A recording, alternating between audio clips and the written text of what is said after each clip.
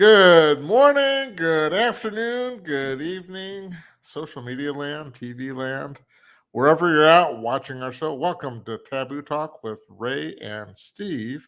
I'm Ray Amanat in sunny Port Richey, Florida, and my co host, Mr. Steve Reed, always somewhere in an undisclosed safe house somewhere in northern Texas because he's a fan of Joe Biden. And Beto. I'm excited, And man. I cannot wait to vote for Beto again. This will be like the third time I've gotten to vote for him. I'm so excited. Not. So, how are things going over there in Texas? Life is good. Life is. We had a real nasty rainy day a couple days ago, but it's a little on the chilly side. But life is good. Well, we're still in the 80s out here, so Yeah, well, I find whatever. Aren't you glad you're not in St. Louis anymore? I'm so glad. School shootings, everything going on over there. But let's get to the topic of today's episode. With the midterm elections coming up this November 8th, today's episode of Taboo Talk, we are bringing back our friend, Mr. Anthony Russo, the founder of hashtag Be the Change. And you can check out his blog, Truth Will Set You Free. We will be discussing election integrity and what may be fueling people's decisions to either vote Democrat or Republican. With Or that being independent. said, Or independent. Or independent, Or Green Party. Mr. Russo, Or welcome Yellow to the Party. Or show. Or purple party or orange party. Ray, you talked about the shooting in St. Louis. I don't think people know anything about that because it wasn't really on national news, and I wonder why. Well, Yeah. people are covering things up because they don't want It was against the their narrative. policies, their narratives to look bad.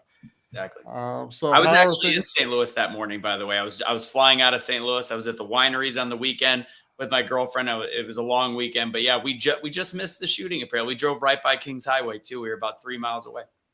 Wow. So this is a kid, 19 years old, graduated from that school. Had a whole notebook that said, "I have no family, I have no friends, I have no life. This is the perfect storm for me being an active shooter." Went in with whatever type of long gun firearm that he had. The police responded within about 3 to 4 minutes and shot him. And some of the interviews that they did with the kids were saying that it was fortunate he didn't kill more people because his gun jammed. So I'm curious to know where he got the firearm, how he got all the ammo. He had enough ammunition to 600. potentially kill 600 people. You're right. Holy smoke. Wow. Yeah. I hadn't heard that. Yeah, a lot of ammunition. They got him pretty quick. He had like 11 or 12 magazines that held 30 rounds. And those Wow. schools have a little bit more security than some of the other ones. So that's why, fortunately, the perpetrator suspect was stopped a little bit earlier. Wow. But it is a almost 95+% African American school, which is again I think why we are not hearing this on national news. This was a big situation. So it's got the AR side of the narrative, but it doesn't have the white school shooter. They're already going after the guns again just because of that. It's ridiculous. So, have you heard of the band Steelers Wheel? The band Steelers Wheel. I have not. Where we have clowns to the left of us and Okay. jokers to the right. Here we are, stuck in the middle again. It's an old band. I've heard the song. I didn't know that was the name of the band. Yeah, but we are less than 2 weeks away from the midterm elections. What do you see as our biggest challenges? Oh God, Republicans' messaging is the biggest issue, and I know that Steve joked a bit in the beginning. Obviously, as somebody from North Texas, I don't think either of us are Beto voters, but Abbott is a perfect example of the issue with the Republican Party. This is not the popular Republican. This is a hard to elect candidate for the moderates, for the independents, and this is the way that it is all over the country. The Roe versus Wade decision, although just in the eyes of the Constitution, was a hard marketing tool against the Republicans, and we're seeing that now as we finally won over, I think, some of the independents going, look, it's just a state law situation. And then you've got Lindsey Graham trying to propose legislation of a 15-week abortion ban on a federal level, defeating the whole Dobbs ruling in terms of the eyes of the independents. You look at somebody like an Oz. Oz wasn't a great candidate from a perspective of, is he a rhino? Is he a true Republican? What is he? Is he a globalist? And then you've got him facing off against what should be an easy competitor. And it's just, there's so much mixed messaging, and we don't have a ton of strong candidates running for Senate. And right now, as much as the governor races matter to the states, the Senate and the House is what matters in terms of policy leading into the 2024 election. Absolutely. And thankfully, we've got a couple of people that are running in significant places. Carrie Lake, I mean, I'm just, oh man, I wish she was running in Texas. No kidding. Yeah. Oh, mercy. Carrie Lake's fantastic, and she might be so hot right now that she might pull Masters across the line in order to switch that to a Republican state. I'm looking at really, it's Arizona and Nevada, or what I'm seeing, are the only options to switch the Senate. And I do believe that if we don't switch both, and we talked about this huge red wave, and I think the messaging of the Republicans just failed at that, but I think we could have enough to flip. I think the House is a done deal, in my opinion. I think that's going to switch to red. The problem is, if we've got it mixed, the Democrats, as we know, are so much better at marketing than the Republicans. And if things go wrong, 2022 to 2024, it is going to be it's all the Republicans impeding progress fault. So, and the thing that I see with the Democrats and their media is they're really good at sharing all of their talking points and collaborating together, because it's one message after another, and it's almost verbatim, word for word, the same thing. Whereas the Republicans, I don't really see them doing that. Where whatever Governor Ron DeSantis' message is, why can't the other governors or the other people that are running for Senate echo his sentiment, especially if everyone looks at it as so popular as it is here in Florida? Yeah, trying to duplicate that message is hard. And I think part of it is people like a Carrie Lake and Ron DeSantis are so strong that they've got, and I did a radio show the other day. They have got the cojones. I like to say they've got the balls to go through with it and answer take the fire and answer back. Once you give them the heat, and all of a sudden you have issue responding and clapping back, it looks like a sign of hypocrisy and weakness. Whereas only a few people can truly pull that off. The rest are just replicating what their party policies are. And it's coming off as disingenuous. I don't think every single one of the Republicans running for Senate and House fully agree with their party platform, but they're so afraid of going outside of those boundaries that they can't really relate to the people. And I think right now there's so many independents that want to push away from the Democratic Party. But when you're not giving them a piece of humanity and who you really are, I think it creates trouble. The only ones that have the stones to do it, like I said, are those two. And I think J.D. Vance in Ohio I've liked the way that he's presented himself as well. Yeah. Well, but I think they're afraid of going outside of the messaging, so you say, but they're also afraid of going out because of the money side of things. And I think that DeSantis and Carrie Lake and some of the others that are strong conservatives, I don't think they are as concerned about the money message as some of the other ones are. Absolutely. They've been a powerhouse in their own funding. They're getting funding from their own campaigns, whereas the other ones are completely reliant on what the GOP are providing for them. So it's very, and that's again the problem with our two-party system. You go independent, you better have a bankroll. Tulsi Gabbard's a perfect example of somebody that's going to have the opportunity to do what she wants and go independent because of her popularity. She can raise that kind of money. Yeah, exactly. Whereas So let's talk about messaging for a second. You said that the Democrats are better at promoting their message. So their message today, I figured out, I did an extensive study. I'm going to read off all of the things in the Democrat platform. Number one is climate change, of course. Donald Trump is a slime ball. Then they've got abortion, and Donald Trump is a jerk. January 6th, Donald Trump sends up mean tweets. It's Donald Trump's fault. So okay, so that's on the Democrat side. Then on the Republican or conservative side, we've got the economy, energy independence, inflation, the border crisis, drug and human trafficking, school choice. Which one do you think is the better message for people to be listening to? Well, the whole concept of if a tree falls in the forest and nobody's there to hear it. The problem is all of these things you talk about, whether it's the border, school choice, it's fairy tale land for people on the left because they've never heard what the Republican stance is. Because you said the Democrat, their media. It's not really their media; it's the media. It is an unfair disadvantage Yes. of information, and that's the problem. And then and this is why this election is so important, which is why we just pray that we finally we're able to get control.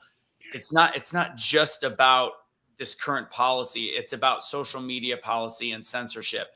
Yep. If we get the right people if we get enough numbers in office and the right people are still there, as much as people think Marjorie Taylor Greene might be a little bit kooky and gets and all this stuff, they're going to fight for the freedom of speech to allow us to at least still have a platform and make sure big tech doesn't control the messaging, which they have since before the last election. We know for a fact FBI colluded with big tech. And if we continue to have those policies, that information, like you said, that marketing, it falls on deaf ears. People on the right only know, or people on the left only know about the failures of Trump and which were minuscule. I guess the imaginary failures of Trump and the way the media wants to portray it. It's just one gigantic game of misinformation. And without having any control of the social media at this point, it's very dangerous. And it's not going to get any better until we get some controls on both big tech as well as media in general, whether it's broadcast or newspapers, whatever the case is. So, Anthony, we've got to take a brief break and take care of some sponsors. So, Ray, why don't you share with us a little bit, actually, and I'm going to show your video. Why don't we do that? That'll tell the story pretty well. Hang on. Sounds.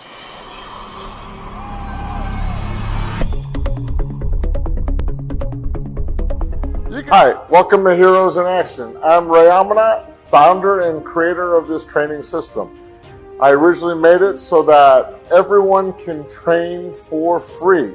We have programs for kids, for women, families, and businesses. I'm an author, speaker, and educator on everything that has to do with violence and bullying prevention education. If you'd like more information about who we are and what our programs are, please go to our website at heroesinaction.us. Or give me a call if you have any questions at 727-314-2534. We hope to see you here to train. Dun, dun, dun. We're back. All right, Ray. Ray, you've got a special program going on right now with fundraising or funding your operation. Talk to us a little bit about how we fund your operation. So the biggest thing is if you go to heroesinaction.us and hit the Donate Now tab, we're trying to get at least 4,000 recurring donations of $5 a month. And what that'll do is that'll cover all of our expenses. 100% of that will go towards all of our programming so that we can travel anywhere in the country and present and do hands-on seminars for free to the public. So our goal is to get that magic number of 4,000 recurring donors of at least $5 a month so that all expenses are paid. There's no fees for anything. We just show up and we do the anti-bully presentation, the women's personal safety or self-defense presentations, workplace violence presentations, all the handouts, all the books and everything that we have go with that for everyone.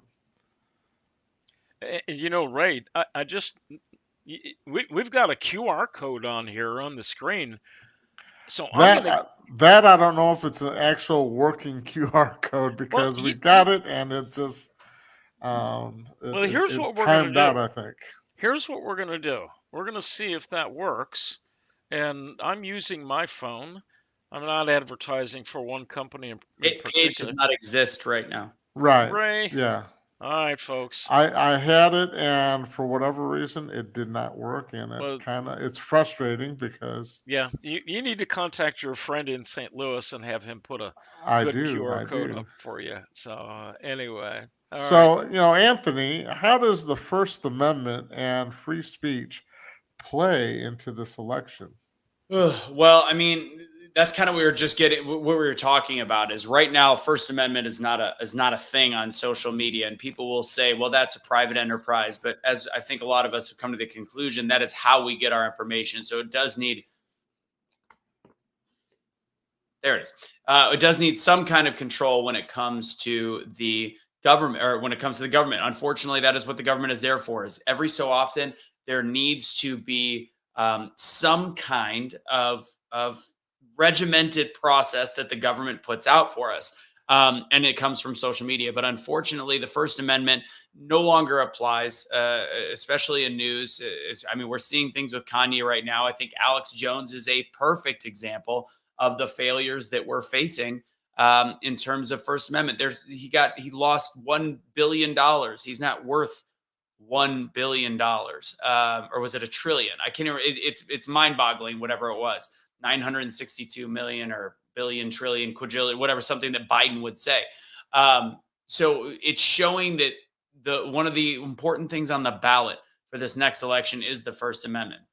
If we do not have the ability, if we stay fully blue, I don't think we'll recognize our country in the next couple of years. I don't think we'll recognize it by the time it gets to 2024. I do believe many of our rights will be stripped. I think a socialist behavior will be put in this country, and I think what is already leaning towards a state-sponsored or big pharmaceutical media will be fully done. And I beg to see what might happen with the First Amendment leading in. The First Amendment is in peril is the only way that I could describe it. I agree with you, and I'd like to let all of our viewers know that if you have any comments or questions that you would like us to answer, just leave it in the comments if you're watching us on Facebook Live, and we will try to filter your questions and answer them as we go along. Steve? As we're thinking about First Amendment rights, um, we look at that aspect of things as being a God-given right, not a government-given right, which the founding fathers were genius when they had that as our First Amendment, and then our Second Amendment being that the right to bear arms. So when we talk about the First Amendment, what do you think are the biggest challenges that we are facing with the First Amendment? Is it big tech? Is it social media in general? Is it the news media not reporting? What do you think are the biggest challenges from that First Amendment perspective on things? I think it's twofold. I think it's big tech 100% because they're all beholden to the government. I think they've made deals. As we can see, they've been brought in a million times, whether it was Twitter or which I'm curious to see what happens with Elon. But when it comes to Zuckerberg going in there, when previous CEO of Twitter, I can't think of his name right now, they've all been brought in. They've all faced the fire and their monopolies in their own sense. And for some odd reason, they've come out with interesting deals with the government. So I don't trust the big tech. The other part is cancel culture. I'm half Jewish. I have seen what Kanye has said. I think his delivery was poor. I think there's been some issues with the way he phrased things. But I just interviewed Chad Jackson a couple of weeks ago on Blunt Force Discussion on my podcast. Chad Jackson's the creator of one of the founders and writers of Uncle Tom 2, and he was in Uncle Tom 1 as well. And there's a very interesting way of looking at history, which isn't saying Jewish people are bad. It's saying it's interesting, and you have to correlate it, that Jewish people are in charge of a lot of these institutions, in the ones that have perpetrated this Black culture. And you can look at it from the beginning of the hip hop culture, et cetera. It is interesting to see. It's not an anti-Semitic remark. As somebody that is Jewish, I've had family my whole life go, us the Jews, we run Hollywood, we run the entertainment industry. This is my family. This is the people around me. This is other Jewish friends.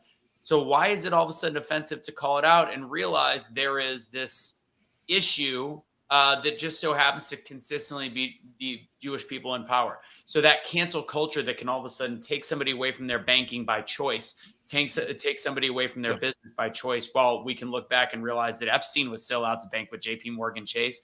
Epstein was still able to do all these things. It's just none of it plays right. So cancel culture and big tech together are two very, very dangerous things against the First Amendment.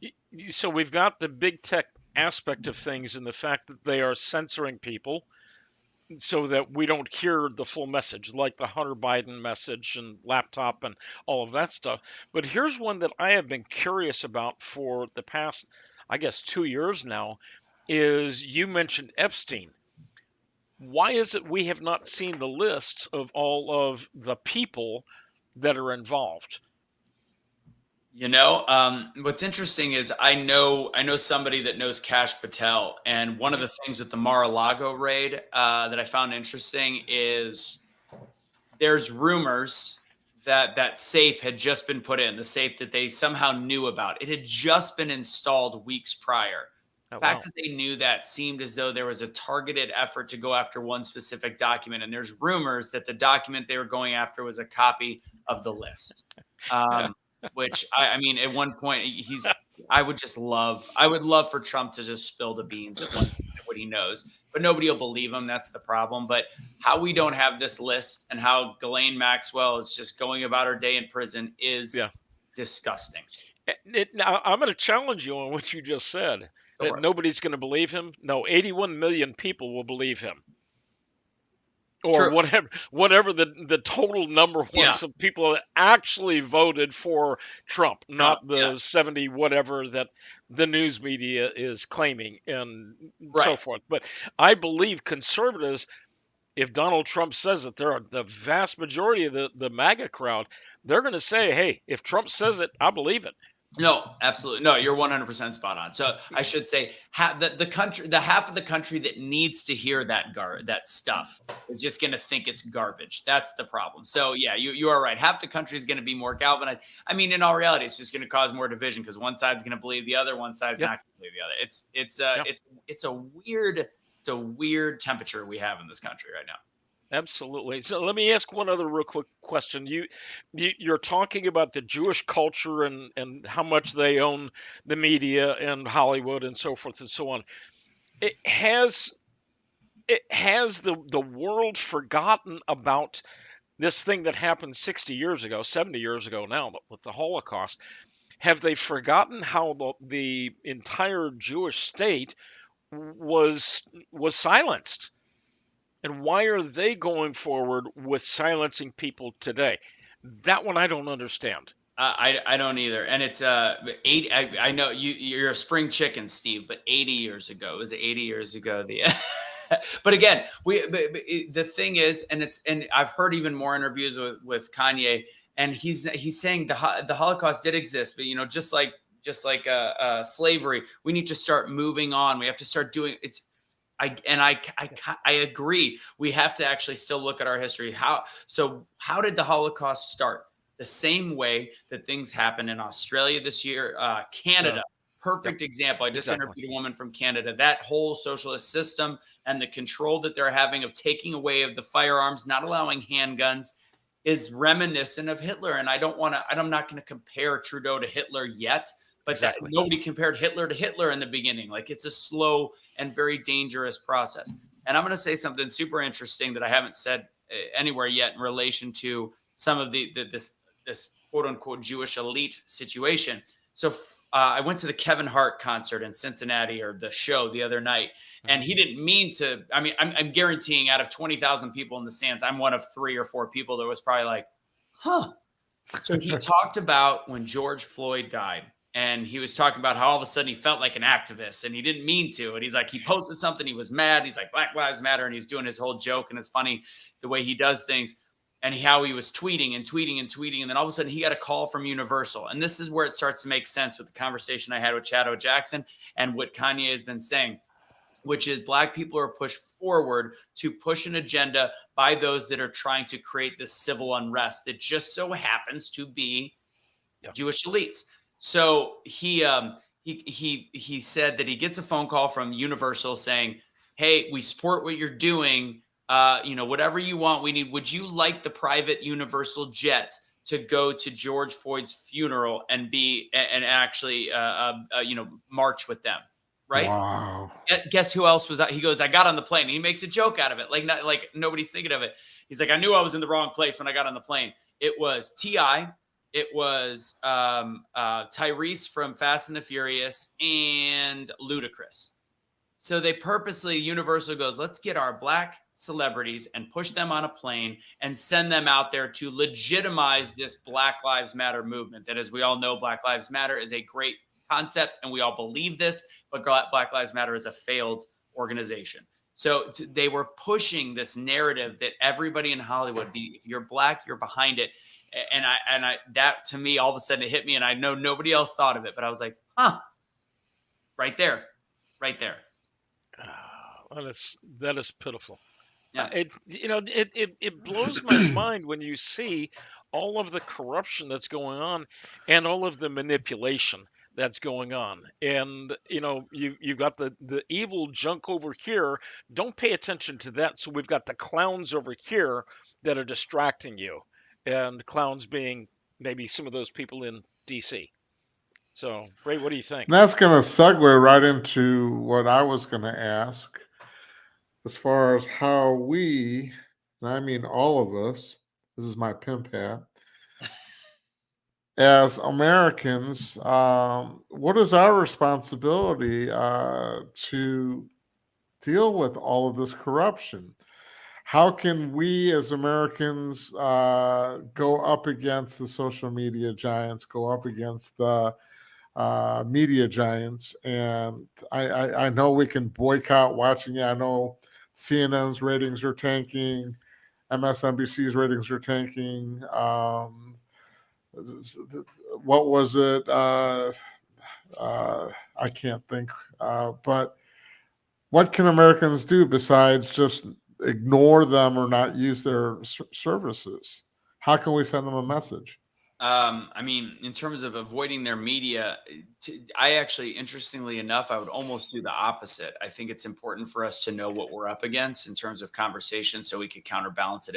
If people have the, as I've used before, cojones to get into discussions with other people and be able to listen and know what they're already going to say, so that we can have that kind of conversation. But with our pocketbook, with our dollars, I think it's very important to look for those local patriotic businesses, because we're getting canceled left and right. Right now I'm working with Great American Syndicate, and we're looking to make sure that every single one of our clothes is made in America, which it already kind of is, but we're looking for a couple things. But there's one thing that we can't: hats. There is no made in America ball caps right now, and it's crazy to think that. But wow. It's weird. They're like the cheapest you can find is like $32. Super weird. And I'm sure the hat you've got on is definitely made in Bangladesh or China. I guarantee you. India, Philippines, Malaysia. Yeah, Malaysia. I miss Malaysia. But no, it's I really, can't read it. It's too small, and I don't have glasses. But it looks like Philippines. China. Philippines. But yeah, we have to find a way to use our dollar and support those. And it's at this point, it's our responsibility, and it sounds cheesy to vote. I think a lot of people they talk about voting, they talk politics, and they don't go out and vote. I think this next election it's just imperative. If you have had one complaint about Biden or our administration, it is your responsibility as a citizen of this country that has freedoms for you to actually go vote. It sounds simple, and I hate to be a one-party voter, but at this point, I have to be a party and platform voter, even if I disagree with some of the aspects of the Republican candidates. Totally agree with you. And with that said, it's time we take another real quick break and share some information about some other things that are going on in our world. This should So, give Anthony some time also for a quick break. absolutely. So I want to share some information. Ray, I'm going to keep you online for just a brief moment, but I want to share some things about a company that you and I are both very familiar with. It's called LifeWave. And LifeWave has been around for almost 20 years, 19 years next year. They are an innovator in the world of technology and biotechnology. The company was founded by David Schmidt back in 2004. And what he does is he has put together, he's come up with the concept and patented the process for using photobiomodulation. Now, basically, that's a fancy word for using sunlight or light to change the things that are going on inside our bodies. I saw this slide recently, and I thought of myself. And I'm thinking, I finally figured out what I want to be when I get older. I want to be younger.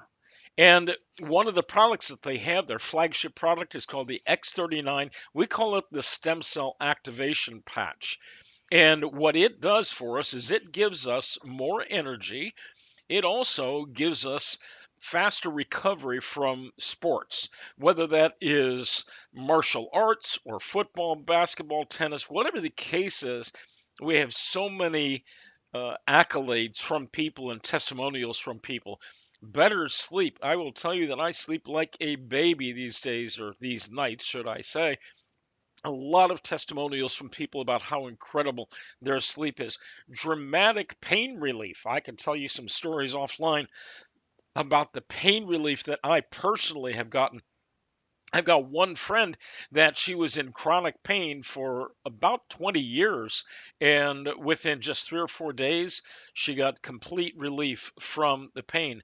Wrinkle reduction, that's another big one. I had somebody tell me a couple of months ago that, wow, Steve, you look younger. Well, that's because I'm getting more collagen in my body that my body is producing itself. Scar reduction, youth renewal. This literally is turning the youth clock, returning that time clock backwards. If you'd like more information on this amazing technology and the LifeWave company, reach out. I would be more than happy to give you some information. Ray, let me bring you back in as well.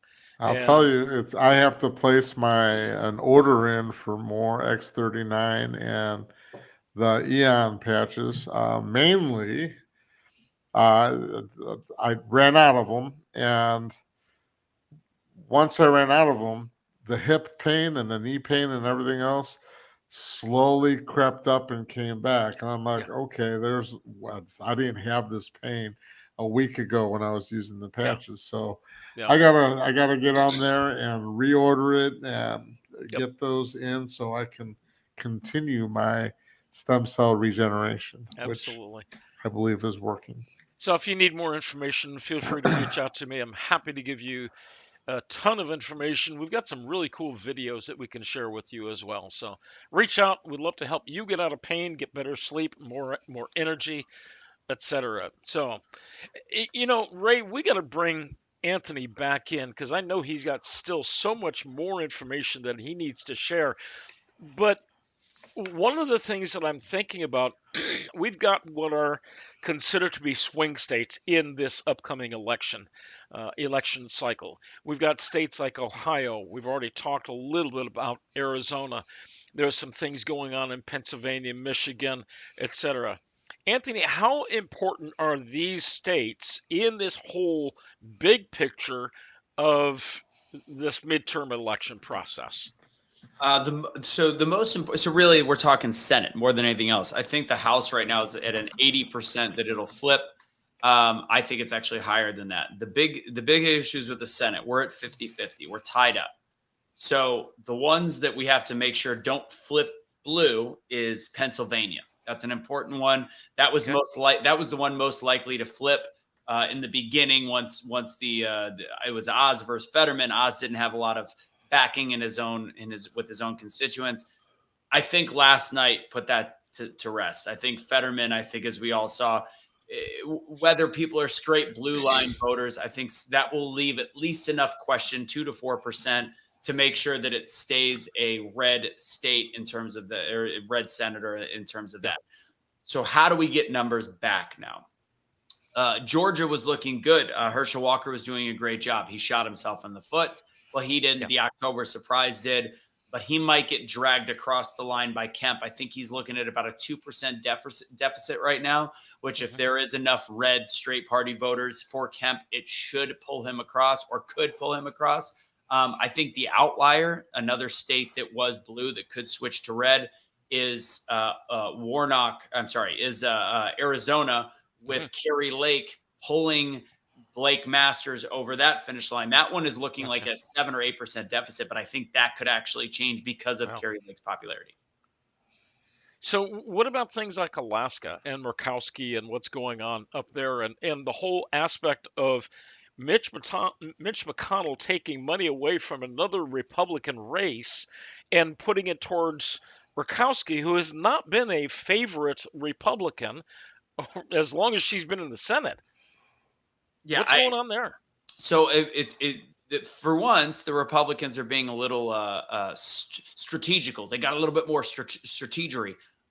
They're doing something in order to make sure they're picking up the seats. And as much as Moscow Mitch and I are not best friends, I think that he is a consummate politician. I still put him, as much as I don't love him, his policies and what he stands for. He knows how to manipulate the office, plain and simple. And in a time where the Democrats all are good at that, you need somebody like Mitch McConnell in there. I think Lindsey Graham does the opposite, but Mitch McConnell is looking at how can we fund the campaigns to make sure that we have the majority.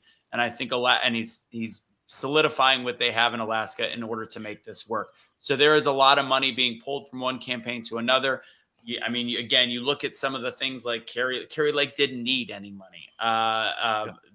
DeSantis didn't need any money. So they're picking and choosing where they think that they can strategically make sure that they're either holding the seat or where they have an opportunity to flip it. I think they pulled money from Vance because I think it looked as though he had very minimal, or they added money to Vance because it looked like he would win. I think they One of the other. They've been very strategy based on where they're putting their funding. Yeah, I think they had taken some money away from somebody up in the Northeast. I want to say Rhode Island, but I'm not sure about that. Yeah. That sounds familiar. Yeah. Or New Hampshire. So, I think they pulled money from New Hampshire. I think that's something like that. So, all right. So a follow-up to that, though. So let's pretend, okay, we've got 52, 53 senators now, okay, that are on the conservative side or in the Republican Party. What does that mean to us and Mitch McConnell being still the leader of the Senate? Do you think he will survive that, or do you think there's going to be somebody else that's going to rise to the surface and become the majority leader? I'm hoping it's someone else. Like Ray, I'm hoping it's somebody else, but I think Mitch got his hands in way too many pockets. I don't think that's the biggest issue.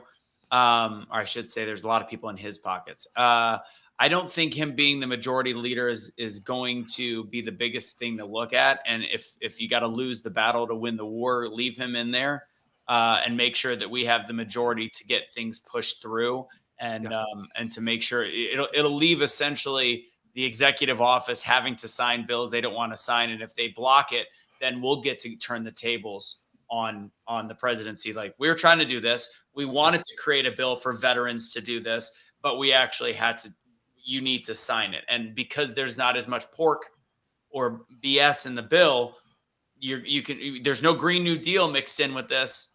And let's hope the Republicans do that. The policies regarding social media, it's going to be up to the executive office whether or not Mitch McConnell is in that position or not. It's going to be up to the executive branch on whether or not they're going to sign off on things that are actually good for the American people. Makes sense. Yeah, I look at Mitch McConnell as the Nancy Pelosi of the Republican Party, and he's a rhino that I think needs to be replaced and get somebody a little bit more conservative that's gonna stand up for the constituents that voted everyone in, rather than stand up for the lobbyists that are trying to help control the narrative. So I've got two serious questions for you. Here you go. Hold on, Anthony. One, does Beto really stand a chance in Texas? And should illegal aliens be allowed to vote, as a lot of Dems really want them to? God, I thought you were going to ask what color underwear I was wearing. So it's about the same as the Beto question or Robert Francis O'Rourke. So do you want my sad and honest answer? I think Beto does stand an actual chance, and I hate that. Again, that leads itself to the fact that Abbott has issues with some of the Republican Party that will cause them not to vote for Beto, but will cause them to not show up on November 8th for him. That's a problem. Beto has raised more money than God in this last election, in this cycle. He's breaking all kinds of records. I know people that have gone to his rallies. They are growing. At first, they started out with people being paid to be there, and now he has a full-blown fan club, just like he did when he was running against Cruz. He picked up momentum late. I think that they're showing, some polls show 9%, some polls show 7%, some show 4%. And then you look at the fact that our state has the most illegal immigrants of any other. Arizona probably being second, California maybe third, right around there. We've had the most border crossings and the most people that, although it is harder in Texas to illegally vote, there are still ways. So I'm scared at the sheer number of potential illegal aliens or illegal citizens that could potentially cast a ballot, or not citizens, illegal, just illegals that could potentially cast a ballot. And the fact that his momentum is growing and his messaging has been so hard on the abortion issue, which I know pales in comparison to the economy, but that is a 2 to 3% number, and that 2 to 3% matters right now. That's why I'm a little concerned. Yeah. So you're more concerned about the messaging. What about the aspect of election fraud? I'm going to bring this up as a little side note. I'm in Collin County, north of Dallas, and some of the research that came out about a year ago was that Collin County had a lot of election fraud. Do you see that as being another issue in the upcoming election? Absolutely. And after the Trump campaign, all of Texas had a lot of counties that had serious voting fraud issues, but fortunately it was still red, or unfortunately, because the fact that they did not have to investigate as much allowed them to not have to fix the problem. So like mentioned with the illegal voters, there's still, I mean, I live in Fort Worth at this point, and I mean, watching Dallas County and how ultra liberal it is, and it's led into the suburbs. It's a scary thought, because they believe, the ultra left liberal right now believes that their ideology is so important that they're willing to cheat the system, and they're willing to be okay with those that are finding a way to have extra votes or having ballot harvesting. I'm trying to be careful with my words, but doing the things that could lead to an incorrect election, and then add in the illegal immigration side. And that is why I for a long time have said this is going to be an issue. And then going back to the Roe versus Wade topic again, not to beat a dead horse, but the fact that what we saw in Kansas, I think, is very telltale. It's a very red state. Everything voted red. But when it came to the single topic issue of abortion, it actually voted for the state leaned pro-choice. So I think that's interesting. I think we discount the fact that there is a lot of conservatives that are maybe heartbeat bill or 10 weeks or whatever it is. And that is that 2 to 3% matters so much, especially when it's going to be this close.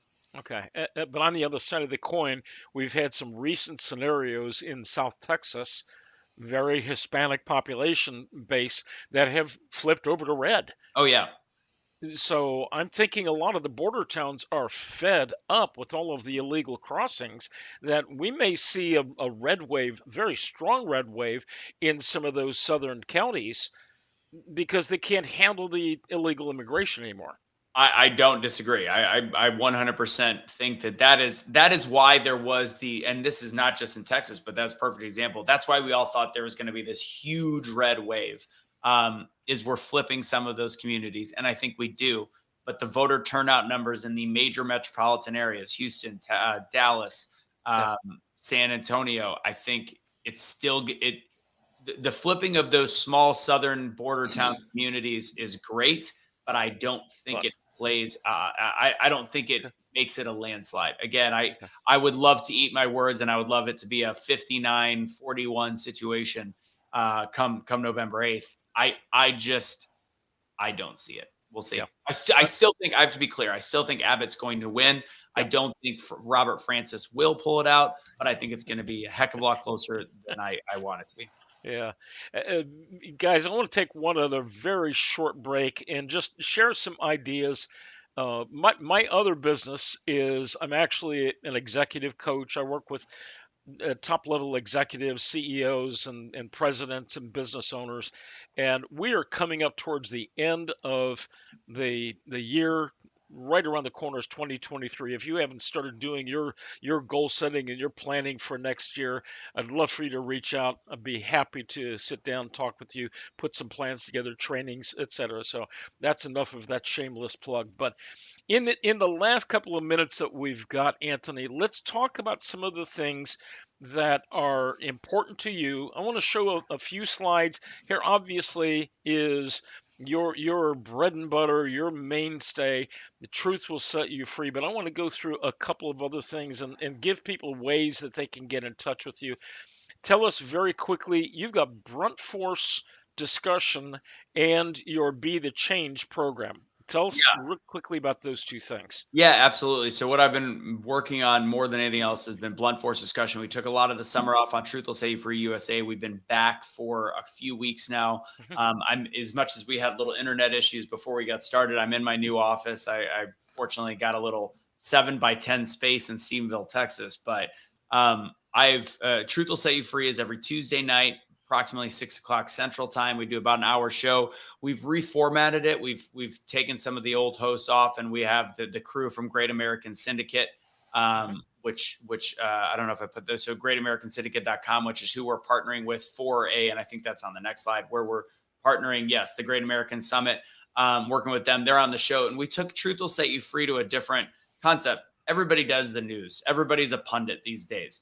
And what we did is there's all these stories that get pumped to the everyday American, and you're wondering if that specific story is true or false. So we try to do our best to provide whether or not it's true or whether it's false. And we break it apart. Like we talked about Biden saying that Congress passed the student loan debt forgiveness plan, which never happened. It was an executive order. So we talk about stuff like that. And then Blunt Force Discussion has been what I have invested a lot of time and money into, and I've had amazing guests in Dallas. I've gotten a little closer with Chad Prather. I've had him on a couple times. Sarah Gonzalez, Chado Jackson. I just had Taylor Hansen, and he'll be on this week's show Sunday night. He was holding Ashley Babbitt when she died. He's an investigative reporter in the January 6th Capitol. I don't know how I've been so lucky, Yaku Boyens, to get some really great guests. So Blunt Force Discussion is where I encourage people to watch that one-on-one show. It's live, it's in person. We do a couple digitals, but mostly it's in person, and it's been really fun, really dynamic. And that's about it. Outstanding. So, folks, if you'd like to get in touch with Anthony, here's his email address, Russo at hashtag Be the Change. Again, great program that you started several years back. Blunt Force Discussion. Look him up on Instagram. Truth Will Set You Free on Instagram. Anthony, you've got some great YouTube things as well. And your website, hashtag Be the Change. That is outstanding. Check out Anthony's podcasts as well as checking out his website. So, guys, we are coming into the end of our time. Ray, do you have anything that you need to share?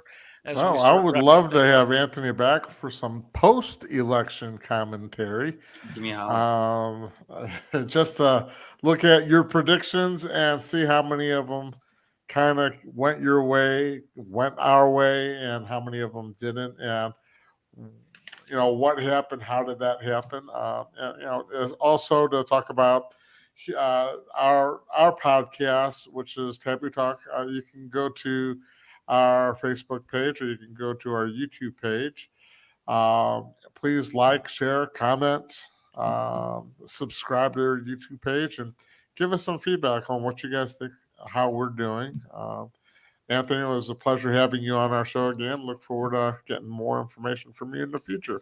Absolutely. Keep wearing that pimp hat so I come back.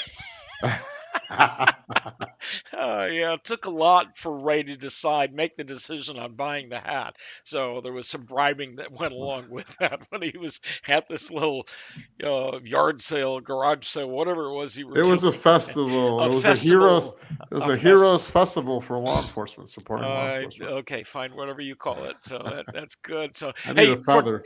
next week's show is going to be another hot topic with all of the stuff going on with the CDC and vaccines and COVID and all of that stuff. We have somebody, Rebecca Hardy, who is with Texans for Vaccine Choice. We're not saying we're anti vaxxers, but it's your body, your choice. You should be able to make those decisions yourself. I'm So, excited to hear what she has to say. and she's got some really amazing connections with experts in the field. So it's going to be a fun show.